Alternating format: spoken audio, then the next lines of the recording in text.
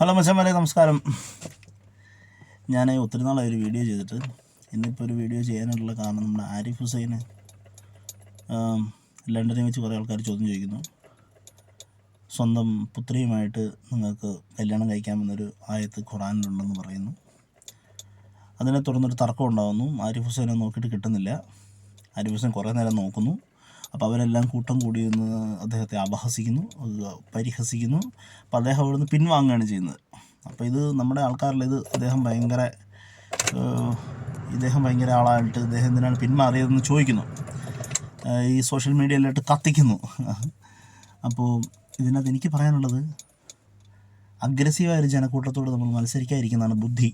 കാരണം എന്ന് വെച്ചാൽ അവരുടെ തലച്ചോറിനെ ഭരിക്കുന്നത് യുക്തിയോ അവരുടെ ആവേശത്തിലുള്ളത് വിവേകമോ അല്ല. അവർ അഗ്രസീവായിട്ട് ജനക്കൂട്ടമാണ്. നമ്മൾ അവരോട് കൂടെ തർക്കിക്കാൻ പോയിരിക്കുന്നതാണ് നല്ലത്. ഇനിയിപ്പോൾ ഇദ്ദേഹം ഇത് എടുത്ത് കാണിച്ചാലും പറയുന്നൊരു കീച്ച് കിട്ടാൻ സാധ്യതയുണ്ട്. കാരണം ഇതിനു മുമ്പ് അവിടെ അങ്ങനെ സംഭവിച്ചിട്ടുണ്ട്. അവിടെ ഇതേ സ്ഥലത്ത് ഈ ഡിബേറ്റ് നടന്നപ്പോൾ ഒരു ലേഡി കത്തിക്കുത്തേറ്റ് മരിച്ചിട്ടുണ്ട്. അപ്പോൾ ഞാൻ പറഞ്ഞതെന്ന് വെച്ചാൽ, നമ്മൾ ഇപ്പോൾ ഓൺലൈനായിട്ട് സംവാദം നടത്തുന്നതാണ് ഏറ്റവും ബെസ്റ്റ്. കാരണം എന്ന് വെച്ചാൽ ഈ വിശ്വാസികൾ പെട്ടെന്ന് അഗ്രസീവ് ആവുന്നതാണ്. അവരുടെ വിശ്വാസത്തെ നമ്മൾ ചോദ്യം ചെയ്യുകയോ അവരുടെ വിശ്വാസത്തിൽ എന്തെങ്കിലും കുറ്റങ്ങളോ കുറവുകളോ ഉണ്ടെന്ന് നമ്മൾ പറയുകയോ ചെയ്താൽ, അത് കുറവുണ്ടോയെന്ന് അവർ അന്വേഷിക്കുകയല്ല ചെയ്യുന്നത്. പറയുന്ന ആൾക്ക് എന്തെങ്കിലും കുറ്റമുണ്ടെന്ന് അവർ പറയുക, മനസ്സിലാക്കുകയാണ് ചെയ്യുന്നത്. ഇത് എനിക്കും അങ്ങനെ ഒരു അനുഭവം ഉണ്ടായിട്ടുണ്ട്.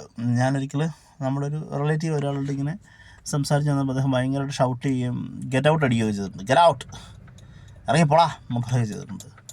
മീൻസ് ഇത്രയുള്ള കാര്യം. നമ്മൾ അഗ്രസീവായിട്ടുള്ള ജനക്കൂട്ടത്തോട് നമ്മൾ മത്സരിക്കാൻ പോകരുത്. കാരണം എന്താ വെച്ചാൽ അവർ പെട്ടെന്ന് പ്രകോപിതരാവുകയും ആക്രമിക്കുകയും ചെയ്യും. അത് ഭയങ്കര പ്രശ്നമാണ്.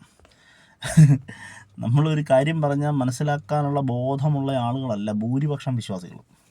അത് ഏത് മതത്തിലാണെങ്കിലും, പ്രത്യേകിച്ച് ഇസ്ലാം മതത്തിൽ അവർ പെട്ടെന്ന് അഗ്രസീവ് ആവുകയും പ്രകോപിതരാവുകയും ഉപദ്രവിക്കാനും സാധ്യതയുണ്ട്. അങ്ങനെ ഉപദ്രവിച്ചുള്ള സംഭവങ്ങളുണ്ട്. നമ്മുടെ ജോസഫ് മാഷിൻ്റെ ഉദാഹരണം തന്നെ എടുത്താൽ മതിയല്ലോ. അതുകൊണ്ടാണ്. പക്ഷേ അതിന് തെളിവുകൾ അതൊക്കെ അദ്ദേഹം ഹാജരാക്കിയിട്ടുണ്ട്. ഇന്ന് അദ്ദേഹത്തിൻ്റെ വീഡിയോ വന്നിട്ടുണ്ട്, ഞാൻ കണ്ടായിരുന്നു. അപ്പോൾ ഇത്രേ ഉള്ളൂ. നിങ്ങൾ തർക്കിക്കുന്നതും ഒക്കെ നല്ല കാര്യമാണ്. പക്ഷേ അത് നേർക്ക് തർക്കിക്കാതിരിക്കുന്നതാണ് നല്ലത്. കാരണം അവർക്ക് പെട്ടെന്ന് നിങ്ങൾ അറ്റാക്ക് ചെയ്യാനായിട്ട് സാധിക്കും.